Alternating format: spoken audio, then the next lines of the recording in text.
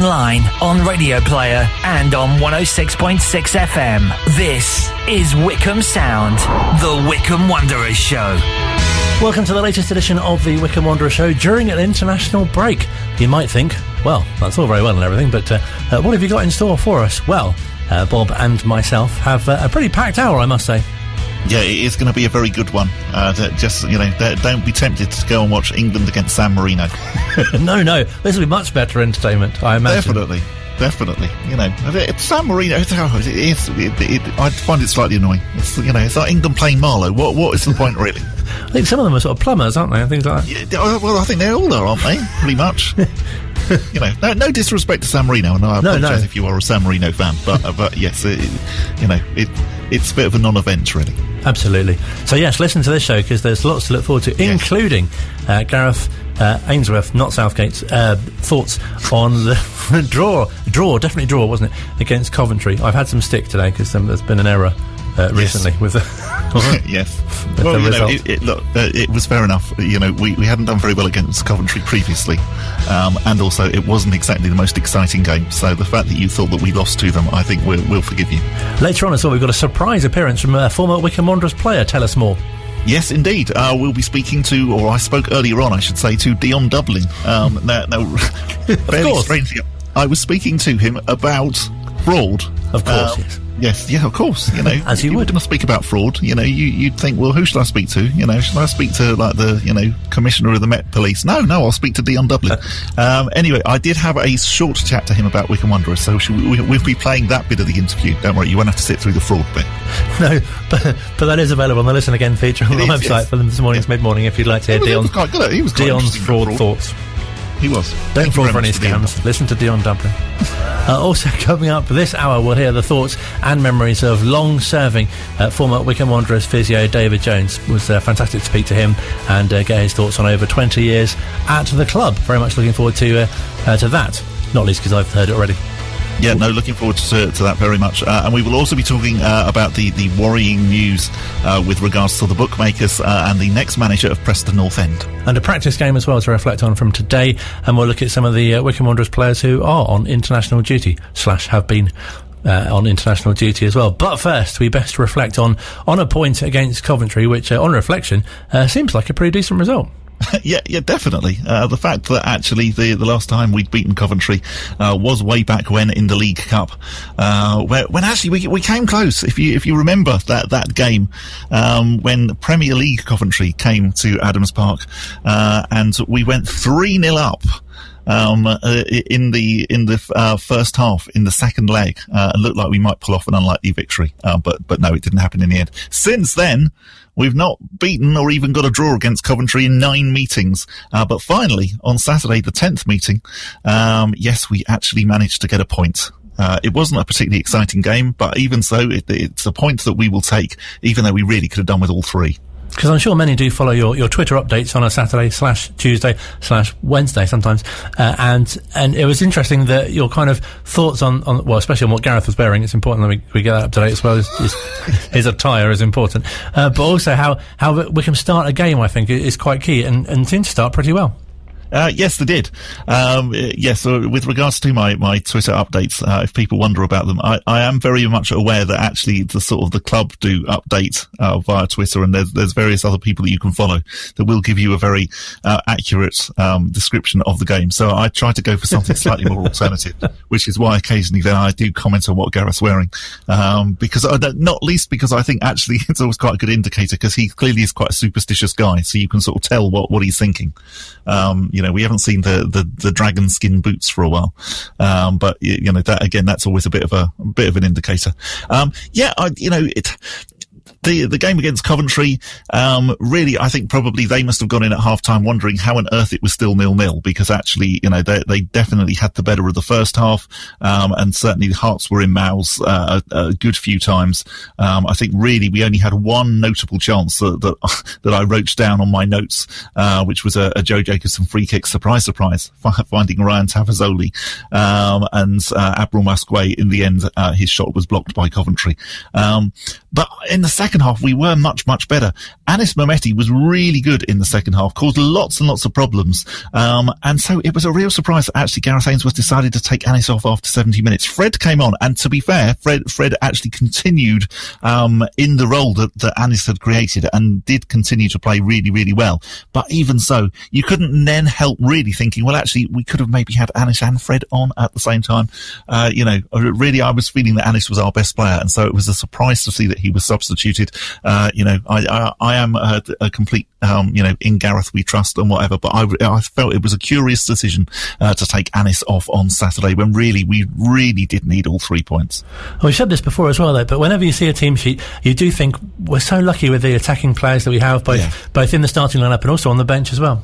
Yeah, it's been amazing, our bench this year, and you look at it, and the fact we're now allowed to have 9 players on the bench, you just look at it and you almost think, blimey, that's a team. That would be a decent team, certainly going forward anyway.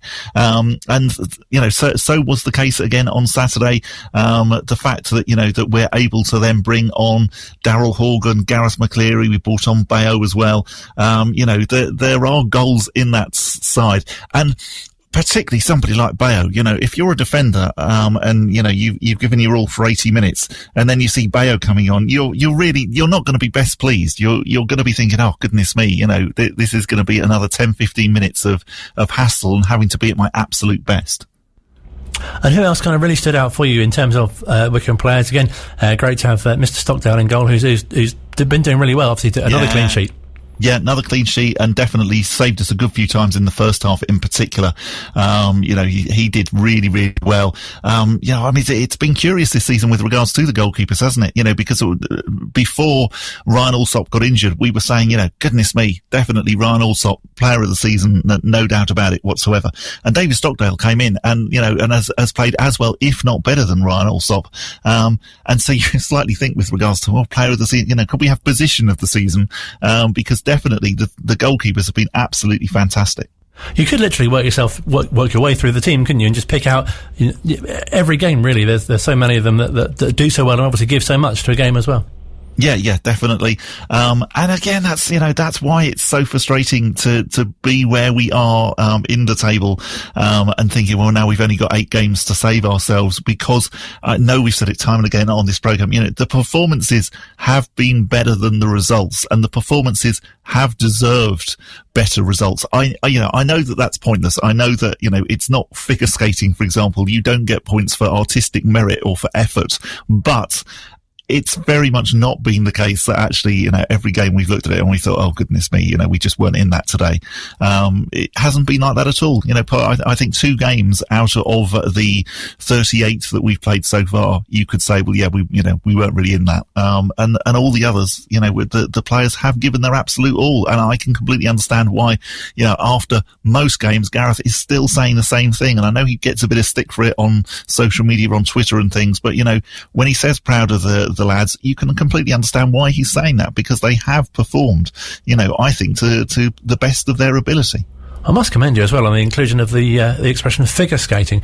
I think we should try and get more sport mentions on the show each week as well. Yeah, okay, I'll see what I can do between now and 8 o'clock. Figure skating, love it. And let's get Gareth's thoughts. He spoke to the media after the game. It's a good side, they've got some good players in their team, and coming here, the pitch wasn't great for football, which I'm sure is affecting Mark at the moment. He likes to play. Just lads gave me the best, just a little bit of quality at times, but I think we restricted Coventry's quality as well, so gave him a few chances, but usually a point away from home in the Championship and a clean sheet is brilliant, but we need wins, and we were trying to go for it at the end, set play, just that little moment of quality at the end. But listen, my boys gave me everything. How can I be disappointed with that?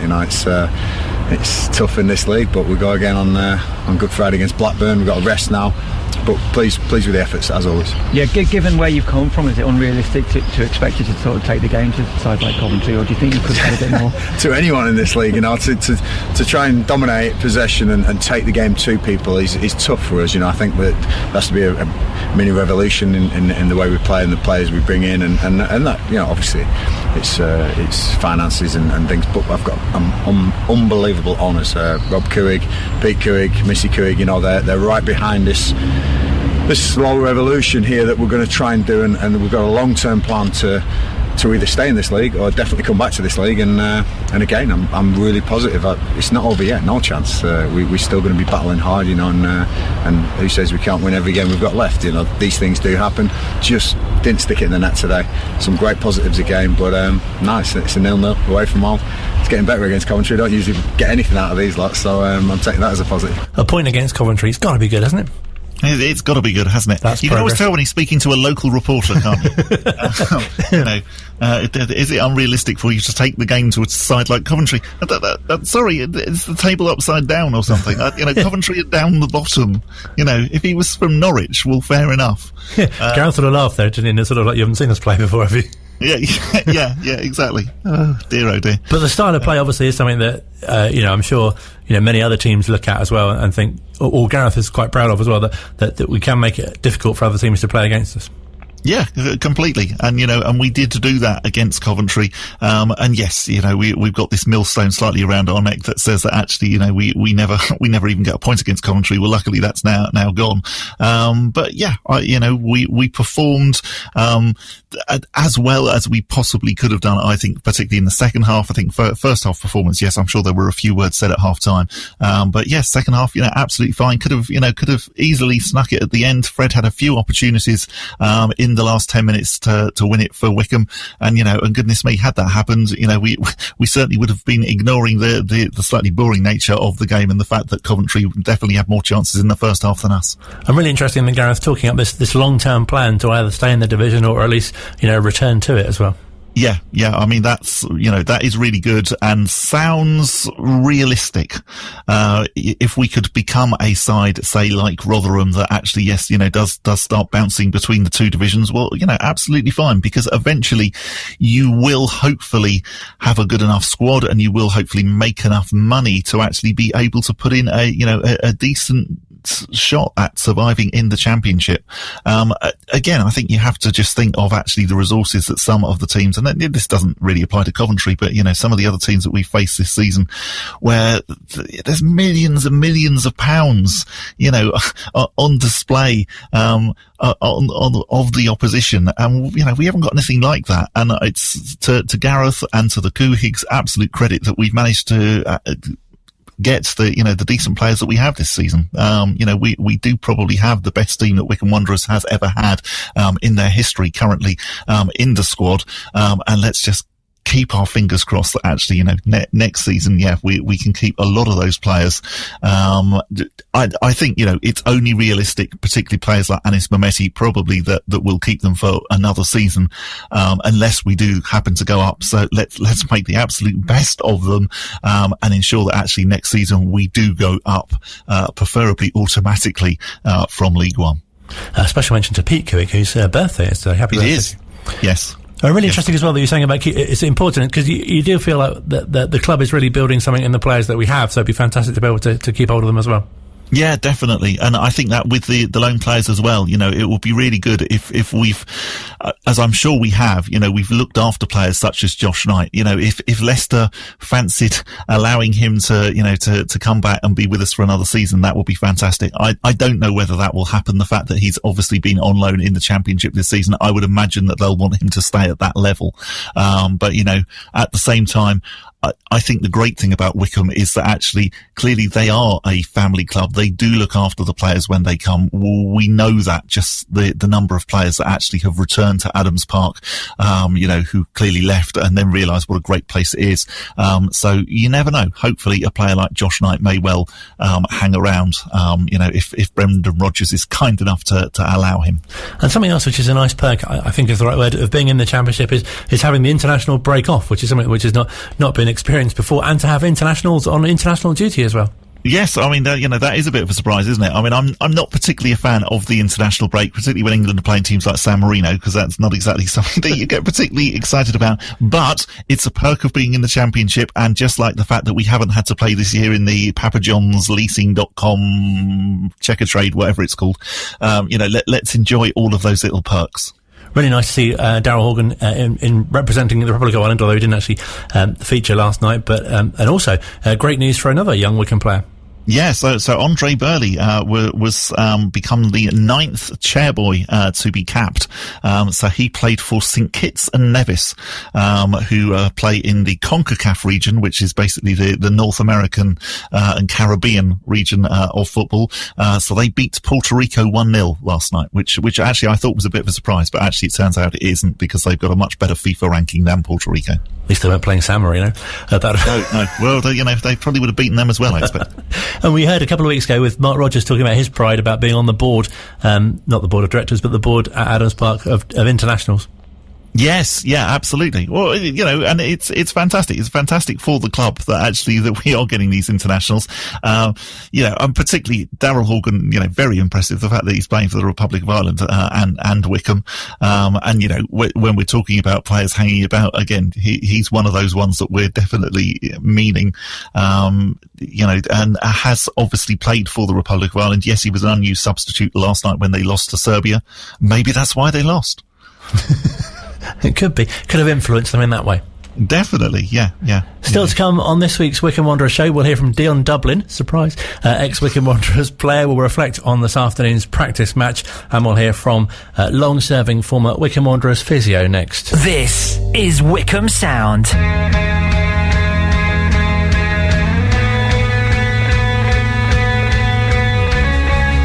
Welcome back to the second half of the Wycombe Wanderers show. If you're a regular listener, you'll know that we teamed up with the Wycombe Wanderers Ex-Players Association to bring you each week, without fail, pretty much. There was a week where we nearly failed, but this week, no exception. An international break, a bit of a treat for you. I've been speaking to someone who spent over 20 years at the club. David Jones was the club's physio, worked with so many players, and I've been speaking to him about his memories at the club, starting off with how he very first started.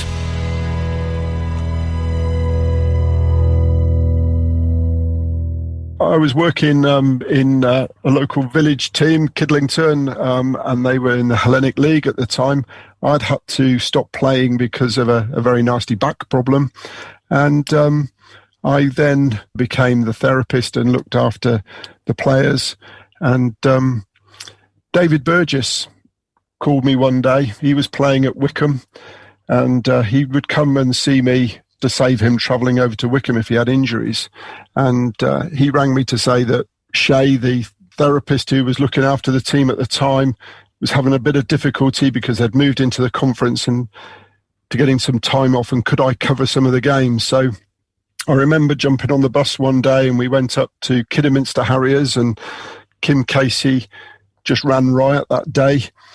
Shay carried on running and working with the club, and then decided that he was calling it a day. And so I got a phone call from David Burgess again, asked if I was interested in working for the club in a part-time basis, and I gleefully accepted the offer. It was an amazing football club. So I came over and worked with Alan Gain, had a meeting with Alan Gain, and we got on absolutely brilliantly. And it was the start of something that I will never ever forget. It was a fantastic time. What were your first impressions when you arrived at the club and that's the job that needed doing? Oh, I was in awe of everything, to be perfectly frank with you. And it was just a brilliantly structured club right from the top to the bottom. It was fantastic. And the players that we had at the time, suddenly Noel Ashford arrived and Keith Barrett arrived. And so was dealing with really high quality players. And it was awesome. And I learned so much, which was great. And of course, people forget, or not forget, but perhaps don't realise or appreciate that. Obviously, these are non-league, obviously at this time, and part-time players as well. And it must have been quite a job to kind of maintain the players at that time. Oh, it was incredible. And when you think about the players, particularly even when we were in the conference and we were travelling, we would very often leave at 2:00 in the afternoon to get up to Manchester somewhere to play. Altrincham or somewhere like that on a Tuesday evening, and the boys would have worked. They'd got up at 7:00 in the morning, gone to do their normal job. Then we would have picked them up en route. We would play the game against Altrincham, and then they would be getting home at 1 or 2:00 in the morning, and then they'd have to be back at work the following morning. And those players, it was incredible. I can remember in the latter stages when we got promoted from the conference with Martin O'Neill's team, and we played on the Saturday. We flew on the Sunday to Gateshead. We had played on the Thursday night previously to that. So we'd played, I think it was Saturday, Thursday, Saturday, Sunday. And the players were just getting time off work and adjusting their family lives so that they could just play those games. But it was an incredible time. What was it like working with the different managers? Because that must have been quite sort of something you had to adjust to in a way. Yeah, I mean, at the end of the day, I saw lots of managers, and I have to say they were all great. And you have to learn to understand the manager. That's the incredible thing about it, is people find it's managers come in and people are at the football club, and you've got to learn how to work with a manager. And if it doesn't work out, then you just have to move on. And I was very, very fortunate. I worked with all the managers, and I really enjoyed working with them as well. There must be as well such a lot of pressure on your kind of role, because the manager will want you to get, if a player's out injured, they want you to get them back to fitness as quickly as possible, and you'll be saying to them, "Oh, can't really rush them back, or there's only so much you can do." But on the other hand, it must be really rewarding when you can help a player back to full fitness. I mean, at the end of the day, the manager's paid to get results for the team. The team he builds, he's got all his assets. He wants all his assets on the pitch. The football club wants all their assets on the pitch. And so you're busy trying to balance all of that out, because sometimes, you could have a player that was very nearly ready to play, but hadn't trained. And then it was always a gamble. You never knew whether they were going to get through that game and whether they would be set back. So, sometimes it's not sometimes how quickly you get them back, but it's how long they stay back after they've returned back to playing. And that was always my philosophy. Sometimes just you have to be a little bit slower getting them there, but once they go back, you know that they're not going to break down. And I guess especially challenging must be dealing with players with especially long-term injuries, not just their physical, but also the kind of mental side of it as well. Oh, it's the mental side of it is incredibly powerful. But what's very interesting with the footballers is that there's a tremendous camaraderie in the changing room with them. And when players get injured, it's just not the player isn't the only person who is upset. It's the whole team feels for that player. And so they sort of create a bubble around them and try and support the players as they get, when they become injured and they start to go through their recovery process. One of the things that when I started, and particularly once we moved down to Adams Park, we had the lovely facility that Monty Seymour helped put some money in so we could have a gym, and we had some exercise bikes and things like that. So what I always try to do is to do a little bit of a fitness session with the players, probably lasting up to an hour, where they would do different exercises. But it was always a little bit competitive. I learnt that off a good friend of mine and a mentor who set up Lillishall, the rehab centre, many years ago. And by getting the players to do all their exercises together and work together, doing a fitness program within inside that structure seemed to keep the injured players together, and it helped them through, rather than each one of them just running their own little individual exercise program. We would always have a collective process at the end where there would be a good heart pumping session of exercise. And it was competitive, so everybody was trying to push themselves along, and I felt that was a very, very important component in the rehabilitation processes that I used to follow. You mentioned the facilities. That must have been something which really boosted your work as you sort of progressed, really, because you say about the switch from Lokes Park to Adams Park and working with the sports centre as well. A lot of players would use the pool. Yeah, well, we when we went full time, we needed lots of facilities. So if you think about the old football clubs, and even when we were in the Football League, we would go to some of the older football clubs, and the medical room was probably as long as a couch and slightly wider than a couch. And that was what they would use. When we went to Aston Villa for the FA Cup semi-final, the whole of the Veer suite was probably the size of the home dressing rooms, medical department. So that gives you an idea of the enormity of how it's changed. So the medical side, when I arrived, we decided that I wanted to do some swimming sessions, some cardiovascular swimming sessions that would allow the players to keep fit when they were injured. So we went to the Wycombe Sports Centre, and they were very kind to us and very, very extremely helpful. And they allowed us to use the diving pit. And we could do little sessions in there where we'd have players treading water and heading a football back and then swapping over. And then we would do catching while they were treading water. So they didn't have to do anything too complicated. But by using a ball in all those processes, it kept their eye-to-hand coordination and eye-to-head coordination going. But it also was tremendously hard work cardiovascularly, and it kept them very fit. So when they were ready, when their injury was better, they were able to go back and play without too much of a problem. We also had a fantastic cycle shop in Wycombe that we did a sponsorship deal with them, and they very kindly provided 5 mountain bikes. So some people would be driving their cars and might have seen some of the players going around, and they used to ride out towards Stokenchurch and up through Chips Hill and round the back through Marlow and back down. So they would have all those sorts of things that kept them really, really very, very fit. It must have been fascinating for you as well, in the different innovations in physiotherapy and techniques and ways to work with players as well. That's how that sort of developed for you as well. Well, that was happening towards the latter end, and one of the things that had always evolved in football is that there was suddenly a huge emphasis. And I can remember Laurie Sanchez doing his pro license, and one of the things that came out of that pro license was that hamstring injuries were the longest and the most prolific injury that footballers could get. And they asked all the managers on the pro license at the time, what were they doing to try and prevent those injuries happening? And so that's when the sports scientists started to move into the clubs, and they then became basically developing the fitness training programs and monitoring what was going on in training. And it slowly evolved. And so I was kind of in that process.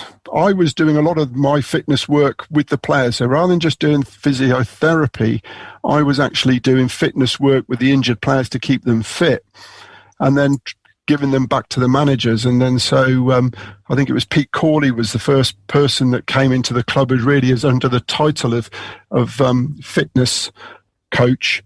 And so he would then start to take them through different programs and specific running drills that would train the heart to work in different ways. And, there was always a thing in football that players might think they might like to go out for a long plodding run. But to coin a Martin O'Neill expression, they end up everywhere the ball's just been because they're a plodder and they don't run fast and have small breaks. And so that training changed to evolve and incorporate much more different types of training than just running around playing football. And one of the things that must be so rewarding in your role is that the influence and effect you're able to have on players. I saw a fantastic quote from Will Antwi. You said that he wouldn't have had as much of a career if it wasn't for you. Well, that's a lovely thing to hear, and he's a super man, Will, and it's just really, really sad that his career took so long to get going. But it's kind of an interesting one because without going into too many details, he'd had quite an innocuous injury quite a number of years earlier that hadn't really healed and been looked after as well as it could have been done. And so that consequently knocked on and caused all his problems further along the line. And really, it was just a matter of trying to unwind the problems to get him back to working and his body functioning normally. But what a fantastic footballer Will was when he played, and it was enjoyable working. But they all the footballers and the players that I've worked with all bring something different to the changing room, and it's incredible. Sometimes, I always remember the big centre half that went to Portsmouth and then went to Newcastle, Mike Williamson, and he really grew up, unfortunately, when he hurt his knee, because he had to take responsibility for this problem he had and then make himself a footballer again. And it's sometimes not only is it a matter of trying to get them to be strong and get their knees better, but they've got to be mentally strong to go through the process of getting better. And people sometimes think that an operation will make them better. But unfortunately, it's the rehabilitation process after that that's needed. The surgeon does the operation and puts the bits that are in the wrong place back together again. But that joint has now had huge trauma applied to it. And then it's a process of building yourself up. And we don't realise sometimes how hard that is. And it's a really, really difficult journey, both mentally and physically. And so players tend to sort of grow up in that period and turn into what I call real big men. To give you an example of the sort of quality of the determination and strength of some of the players that we had, the likes of your Keith Ryans, your Terry Evanses, your Matt Crossleys, and many, many more of the players that have been through Wycombe Wanderers. I think the story of Glyn Creaser, who, as many of you will remember, just as we got into the Football League time, he was involved in an accident at work where he was hit by a forklift truck. And fortunately, Crease came off slightly better than the forklift truck. But what happened was that he had fractured his heel bone. And this injury will leave many, many people with a limp for the rest of their lives. And so he was looked after magnificently up in close to where he lived. And a surgeon was looking after him in that vicinity. And so we'd been working with Glyn, and we'd slowly built him up, and we'd be monitoring his progress very, very carefully. And he finally went up for an all-clear appointment with the surgeon.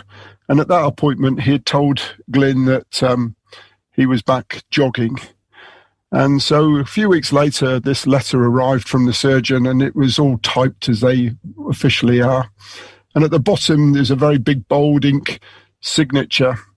And underneath it said, "What a remarkable recovery.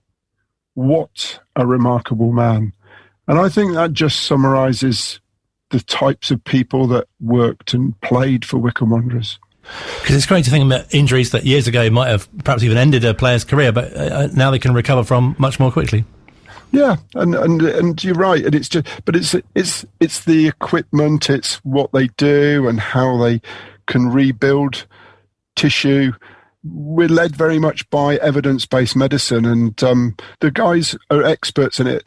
When we think about poor Sean Devine, when he had that problem with his knee, we travelled all the way to Oswald Street to see a gentleman who, an orthopaedic specialist up there, a chap called Di Rees, who specialised in the problem that Sean had. So there's knee surgeons, and then there was knee surgeons who specialised in particular areas. And so we would travel all the way up to see Di Rees with Sean because he was a specialist in the problem that Sean had. And did you find that, obviously, I guess players would come to you with particular problems that obviously you'd come across before, but that there, I'm sure, were sort of less common types of injuries as well that perhaps more difficult to treat or more challenging to kind of get them back, if you like, from? Well, I think you're absolutely right. The one thing that I learnt in sport very, very quickly is you always expect the unexpected. And, you know, it's the ones that you don't really understand when the player falls in the back of the goal and you can't quite fathom out what they did and how they did it and why they did it. And so they were always the innocuous ones. And Paul Emblem's ankle, the poor chap, he just ran chasing a centre-half, and as the centre-half's heel came up, Paul Emblem's foot just landed on his heel and his ankle went in and out and in and out. And he carried on playing for 15 minutes and then came to the bench and said, I don't know what's wrong with my ankle, but it's really sore. And unfortunately, he'd caused massive damage to his ankle in that just that small little incident, which nobody really ever could see. And it must be so nice for you as well when you're able to convert, if that's the right word, people to physiotherapy as well. I know it must be a fantastic story that, you know, Terry Evans with his injuries, and he got into physio himself as a result of, I think, kind of recuperating from his problems. Terry arrived at the football club and he had 2 very, very nasty knees. And Martin O'Neill just said to me, keep him on the pitch, David. I don't mind how you do it. Just keep him on the pitch. So that's when we were using all the work and the techniques and tricks I'd learnt from Lillishall of different bike exercises so that we could keep him as fit as we could just on an exercise bike so his knees weren't too irritated. Used to take him swimming and he was a great mentor to the other players and he loved the swimming, so he enjoyed it and it was a bit of fun and a bit of banter. But it was very, very hard work. And so we managed to keep Terry playing, and I think Terry got another 4 or 5 years out of his knees before they finally sort of decided that they were getting a bit grumpy. But it was a perfect transition for him to go into that profession, to be honest with you. He's a player. He knows players' minds. He understands players. It doesn't matter whether it's a football player or a rugby player. He understands their mentality. And Terry has got the most amazing hands.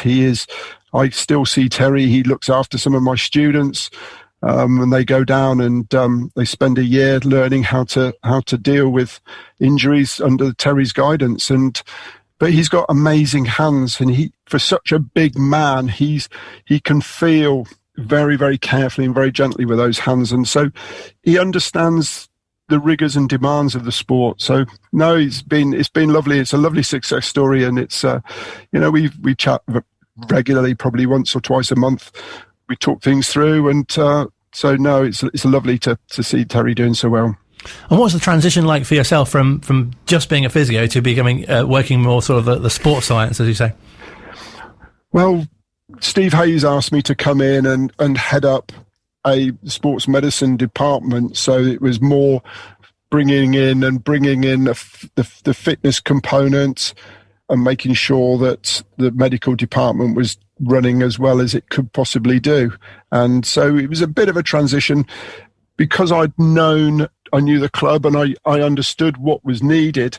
It was just a matter of trying to head that up and make sure that it ran as effectively as it possibly could.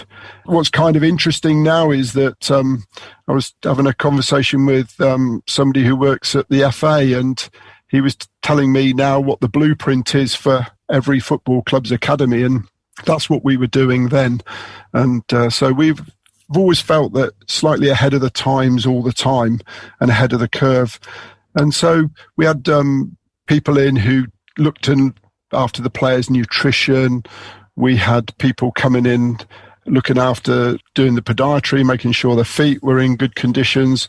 We just basically tried to be very holistic over looking after all the players' aspects of the players' welfare, to be honest. You're listening to the Wycombe Wanderers Show here at Wycombe Sound. Fantastic to get the thoughts and memories of former physio David Jones. You do have to have some sympathy for a forklift truck which comes into contact with Glyn Creaser, and both of whom don't come off too well.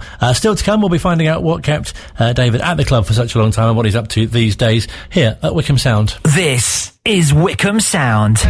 Final part of the Wycombe Wanderers Show for this week. Still to come, a surprise sort of appearance from former Wycombe Wanderers player Dion Dublin after appearing on this morning's Mid-Morning. We'll also be reflecting on a practice match which happened at Adams Park this afternoon with a number of first-team players, some trialists and Ebbsfleet United, which was witnessed accidentally by Luke from Drive Time, who took photos and everything, which we'll realise will be appearing on our branding, I suppose you call it. Meantime, though, we're catching up with former Wycombe Wanderers physio David Jones, who's at the club for more than 20 years, looking after a number of players. We've been getting his thoughts and memories, including what kept him at the club for such a long period of time. It was just a fantastic club. I cried my eyes out when I left. I decided it was time to move on. I'd got to an age, my two sons were growing up, and I felt that I needed just to be around home a little bit more. I also realised that it was time myself. I needed a new challenge, and so decided it was time to go. I took a job over at the University of Hertfordshire, a lecturing position. But, Wycombe is an interesting thing. You look at Alan Hutchinson, he loves the club. everybody loves the football club who's been there. There's not many people that don't like Wycombe Wanderers Football Club having been there. They've realised that it's a very privileged position and it's the most amazing club. And you've got some of the most amazing people who work there as well. They seem to attract very, very high quality, good people to the football club. And it's a great testament to the football club. And it's a family in many respects. And I probably didn't quite realise just how big a family it was until my late wife became unwell. And the support from the players and staff at the football club was absolutely amazing. And as you can hear, it makes me a bit emotional just even thinking about it. Of course. And when we went, I turned up at arrived at my wife's funeral, just all I saw was people from the football club, which was amazing. No, that is lovely. And the calibre of players that you worked with as well must have made your work so enjoyable as well, and the characters of them as well. Oh, it was probably the biggest character in many respects right at the very beginning that sort of made my eyes open up was Noel Ashford. And he was such a lovely character and a very, very funny man. And so, he arrived and then there was all sorts of characters all the way along the line, and it was lovely to see them all. And Chuck Musovic under Martin O'Neill, and he used to entertain the players, and he was a real character. But all the players had character. Every player was different, but they all had characters. But there were some very, very funny people around at the football club during my time. Because that's something that seems to be quite unique to football, isn't it? There aren't many sort of work sort of situations where you get that kind of camaraderie. No, you're absolutely right. And I think that, but when you think about it in a realistic sort of sense, and you go back to when you're working, you'd be on a bus travelling up 4 hours up to Manchester way. You'd be sitting having dinner in Manchester, then you'd be playing the next day, and then there'd be another 4 hours to come back home for 24 hours, and then you were back all in together. And so you're really very, very closely compressed, and you're also in a very stressful environment. So, people have to learn to get on with each other, and you are very, very close. With a job, normal sort of working job, you might go into work and you work for 8 hours and then you go home again, but you don't necessarily spend, days and days together in a week into such a high pressurized environment. And it must be tricky over such a long period, but are there any particular kind of highlights or occasions that especially stand out from your time at the club? I imagine obviously the Wembley finals must be pretty up there. I think one of the big standout ones was the semi-final that got us through. Keith Scott had been injured for a few weeks before playing in the semi-final, and then this was for the first trophy, having sort of lost in the first leg of the semi-final, or not did very well in the first leg. Managed to get big Keith Scott fit, and Matt Crossley scored the 2 goals of the 4 I think we scored that day. That was tremendous. And then going to Wembley, I mean, what a privilege just to go to Wembley, and not only go to Wembley, but to win twice, 3 times. Then we went to Wembley and played in the 5-a-side tournament, turned up, and the boys just decided that they weren't going to get beaten in it. And so we just went out and won the 5-a-side tournament. So it's been extremely fortunate. FA Cup semi-final. I suddenly was watching the television a few weeks ago, and suddenly that came up about the highlights, and it was a game when we beat Wimbledon in that semi-final replay. I hadn't been around for the game. I developed tonsillitis, so I'd been in bed most of the week, couldn't get to the Saturday game, but returned back to work again on the Monday, and we played Wimbledon on the Tuesday night. I mean, what an occasion that was. And it must be really nice for you to, as you say, just to kind of reflect on such a happy time at the club. Oh, I wouldn't swap it for the world, and in a very sort of selfish way, it's been a job of love. I've just loved every minute of it. There was never a day. One of the things with the job is that nothing was ever mundane. You never knew what you were going to face the next morning when you went into work. It might have rained, it might have snowed, it might have frozen. Somebody might be unwell. something needed to be changed, something needed to be chased. The job was different every day, and everybody wanted to do well. So there was always great people around. And I mean, Jim Gardner and I spent an awful lot of time together, and he's the most amazing gentleman. Great company, a lovely person to have around. So, we made it a lovely working environment for each other as well. And are you enjoying the lecturing as well? Because I imagine that's pretty rewarding too, but in a slightly different way. Yeah, I do. I have to say that when I first went into academia, it was incredibly slow compared to working in football. And it was a very slow, very much like a football season. Started and finished. The academic year arrives. It's all exciting. And then it becomes a long, hard session. Come out at the other end with the final exams. Lovely and rewarding to see the students grow over the 3 years or 4 years that they're with us. So that's absolutely fantastic. And I also work in a private physiotherapy clinic over in Oxford, the Bosworth Clinic. And I've known Gordon. He came when Adams Park had just been built, and he ran some first aid courses and basic treatment of injury courses for the FA there when Brian Lee was chairman. And we've always kept in touch. And so Gordon asked me to go and work at his clinic. And so Gordon headed up the British athletics for the Olympic Games in London. So it's fantastic having that opportunity just to work with other people who have worked at such a high level, and even higher level than I've worked at. Well, it's been fantastic to speak to you, and really great to share your memories. Thank you so much for your time. It's a pleasure, and thank you very much. Thank you. Really great to catch up with David Jones, and as I say, to share his memories and thoughts on a fantastic role over such a period at the club. Yeah, absolutely lovely interview. And once again, you can just hear actually what a fantastic club we have and that we support, and aren't we lucky to have it? Just everything that David was saying about what a supportive place it is. And I thought what was really brilliant about it was just, for clearly for such a long time, through so many different eras, actually, that it has been this amazing club. Just really, really nice to hear all of his stories.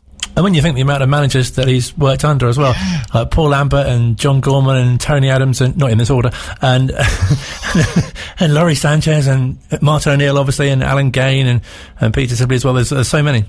Yeah, definitely. That was what really, really came across, was very much, he's been in it for very much the long haul, and has seen so many managers actually come and go, which again must just be absolutely fascinating to see the different ways that they operate and that they work. But yeah, really, really good interview. And very interesting to hear as well about the different players, in particular Glyn Creaser and, the forklift truck, which you've got to have some sympathy for the forklift, haven't you? You do really, don't you? And also you can just imagine it, when the players get injured, and these days they don't actually tell you very much about the injury, they just normally put it in brackets after the player's name, and you can imagine it saying Creaser forklift truck. Just fantastic. What a good story. So talking of former members of the club, you've been chatting to another former player today. To explain a bit about how this came about. Seriously, don't get too excited about this, because it doesn't last very long. We built up to this too much. Yeah. So in our capacity as mid-morning presenters, because Colin and I, we don't only do the mid-morning show. We don't only do the Wycombe Wanderers Show. We do the mid-morning show as well, although we don't do the mid-morning show together. We present that separately. But anyway, we get offered all sorts of different guests to come on the show. And anyway, this week we got offered Dion Dublin. And I thought, oh great, that'll be really interesting. Maybe we can either speak to him about football, or we can talk to him about Homes Under the Hammer. Anyway, no, actually they were offering him, he was coming on to talk about fraud, because he runs his own business, and has had a few run-ins, where he has nearly been scammed. So that's why he was coming on. But I did also speak to him about the fact that actually, he did appear for the Chairboys a couple of times. For you stressed as well. We don't do the mid-morning show together. We don't do that. It's important. Don't think that we do. because we really don't. Because I know that we get quite a few comments from people saying, "Oh, I really love the humour between you two and the way that you work together." That's not on mid-mornings. That's not what it's about. We don't do that. Well, I didn't want people to be tuning in then mid-mornings tomorrow at 10 a.m. Oh, great! Colin and Bob, they do a show every weekday between 10 and 1, and then be disappointed when it's just me. Oh, I won't be disappointed. Just want to make that clear. We don't do that together. We don't do that. No, maybe we should one day. Maybe that'd be top fun. See how it goes. Here's Bob chatting to former Wycombe Wanderers forward Dion Dublin. Do you remember playing for Wycombe Wanderers back in 1988? I believe it was. Yes, I do. I think I was on loan from Cambridge, and I think I played a few games on the enormous slope that you had on that pitch back in the day. That's exactly what I was going to say to you, is you must have played at Lokes Park, and so do you remember, because everyone talks about Lokes Park and says about the slope. Yeah, because I remember, actually, I don't know who the skipper was at the time, because I remember every time he won the toss, kick downhill, let's get as many goals as possible. If the wind was going that way as well, the poor team had no idea. We'd be about 4 up by half time. Yeah, absolutely. We should have never moved to Adams Park. This season in the Championship, we'd still be in the Championship if we had that slope. You probably would be, actually. Yeah. Good club. Been a good club, Woven club for years. Yeah, absolutely. And fingers crossed. With still 8 games to go. You never know if anyone can pull it off. Gareth Ainsworth is the man. Yeah, no, I agree. I think Gareth's he just epitomises Wycombe, the place, Wycombe, the football club, the way he goes about his business. He's a good coach, he's a good manager, and I just think he stayed true to himself as well, which I think is brilliant. Dion Dublin speaking to Bob earlier on this morning, and if you'd like to hear more of Dion's thoughts on fraud, you can check out the Listen Again feature on the website. It was interesting hearing Dion's thoughts about fraud. And of course he had so many clubs. I love the way that he started off the interview and you say, "Oh, do you remember playing for Wycombe Wanderers?" "Oh, I think I can." And he was just like, sloping pitch. Yes, that's it. Yeah, that's right. Well, I mean, it was a long time ago now. So what was it? 33 years ago. So I can understand him having slight trouble remembering, but I think he did. And in all seriousness, really interesting, because once again, another person saying, just praising the club, saying how fantastic we are, and what a great club and how well organised it is, and again, that was going back to 1988. So really nice to speak to him and really interesting. No, a real kind of source of pride of everyone connected with the club. We better reflect on a practice match which happened this afternoon as well against Ebbsfleet. Yes, absolutely. So we won 2-0 this afternoon against Ebbsfleet. Alex Samuel scoring and Scott Cashgett. Quite a lot of first-team players involved, a few trialists as well. Alex Patterson also playing most of the game. I think Scott Cashgett also played quite a lot of the game as well. But yes, a good run-out, I think. Interesting, though, that actually it was most of the first team. Very much sort of, if you remember back, before the season started, we were talking sort of about the B team and the fact that actually they would be playing games, but unless they're doing that very secretly, I haven't really noticed the B team playing many games. No. And obviously Anis, who was, intended for the B team, he's been sort of promoted fairly rapidly as well. Yes, absolutely. Yes, the one main B team player didn't last very long before he got promoted up to the A team. And then players like Andre Burley, who are, in the B team now actually getting international call-ups. And trialist CB, I can confirm that wasn't me. That wasn't you. Okay. I will confess that I'm sitting here at the moment, having half an eye on England against San Marino, but very much only half an eye. And I've only just realised that actually England are playing in blue and San Marino are playing in white. Oh. And a few times I've nearly said to you, "Goodness me, San Marino are playing really well." And I've actually just realised that I've got the teams the wrong way round. That is confusing. I think last night Belgium were playing at home in their away kit, and Wales had some sort of gold and green sort of... Well, we've got a very bizarre blue kit on that I've never ever seen us wear before. Well, and it looks much more like, and I was at the last England-San Marino game at Wembley, which we won 6-0, and it was the most boring 6-0 I've ever seen. And I'm fairly sure, I'm almost certain that San Marino were wearing exactly the same kit that England have got on at the moment. And whereas England, I'm sure, were in the all-whites that San Marino are wearing. It's very confusing. It's like the message, if you're watching in black and white, that we're playing in white. Yeah, definitely. It's sort of a bit like, I don't know, England are catfishing and pretending to be San Marino tonight. Oh yes, I've just seen the blue kit. It looks a bit like the Dutch sort of away kit almost. Yes, it does. Yeah, and probably very expensive as well. If you want to get yourself a replica version of that. Yes, but of course, all of the kids will be wanting it now, having seen England play San Marino in it. Yeah, it's interesting, isn't it? The different England away kits, because we're used to having them in red, of course, I suppose, as an away. Well, I'm very much a traditionalist with these things. Surprise, surprise. Yes, and not a fan of San Marino, it appears. It's fine about San Marino. I do think that there should be some sort of European pre-qualifying, so that actually, the San Marinos and the Liechtensteins, if not for anything else, can actually then play competitive games against each other and improve. Whereas I think the fact that San Marino, and I know that's now being addressed through the Nations League, which I think is a really, really good idea. But yeah, when it's, England against San Marino, you do think, well, yeah, there is actually going to be one winner. And it's the fact that actually we always make quite hard work of these games these days. Where I remember the days of us beating like Luxembourg 9-0 and putting 8 past Turkey when Turkey really weren't a very good footballing nation. Whereas, these days we'll struggle probably today, and we'll probably still win 4-5 or 6-0. And afterwards, Gareth Southgate will come out and say, there's no easy games in international football anymore. If you've just tuned in, this is the international part of the international break on the Wycombe Wanderers Show. We've got to reflect what's going on in the football world. No, absolutely. One thing that we haven't mentioned, incidentally, is that Gareth is no longer the favourite to take over as Preston North End manager, which is good news. Nicky Butt, you may well have read in the papers and on the internet, has left his coaching position at Manchester United for a new challenge. And it was partly thought that maybe he was going to join Wayne Rooney at Derby. However, he is now the 3-1 on favourite to take over as Preston North End manager. So that's good news, I think, for all of us at Wycombe Wanderers. Absolutely, especially heading into the latter part of the season, which continues, of course. We've got next week's show, we're building up to 2 games on Good Friday and Easter Monday, of course. Yes, it will be exciting, and I promise I won't go on too much about San Marino. It'd be unusual if you did. It'd be a new weekly feature. The San Marino feature with Dion Dublin on fraud.